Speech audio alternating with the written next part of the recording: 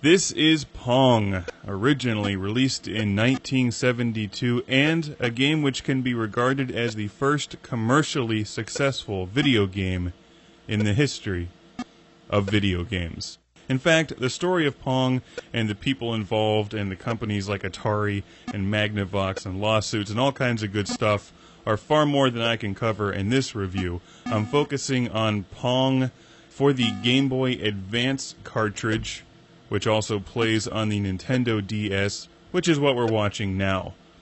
This is my third and final review on this game cartridge, which includes Pong, Yar's Revenge, and Asteroids.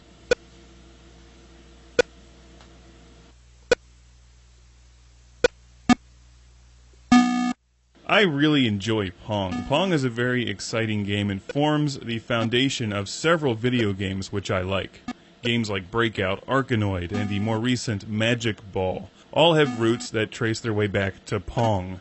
In fact, many Atari games like the excellent Video Olympics and Warlords are really not much more than advanced versions of Pong.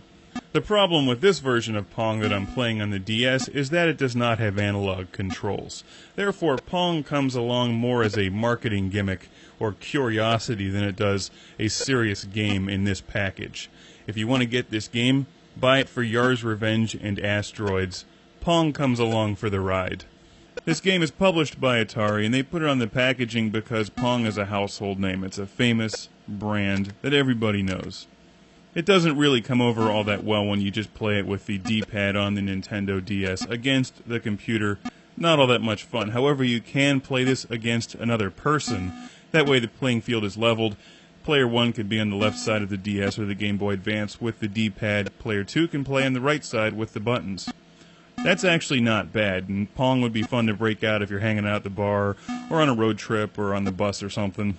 If there was a way to hook up the Atari paddle controllers or to get a special edition Nintendo DS with knobs on it that are analog, then that would be pretty awesome, and I would highly recommend running out and buying this game immediately. But playing it with the D-pad just loses an awful lot of what makes Pong good.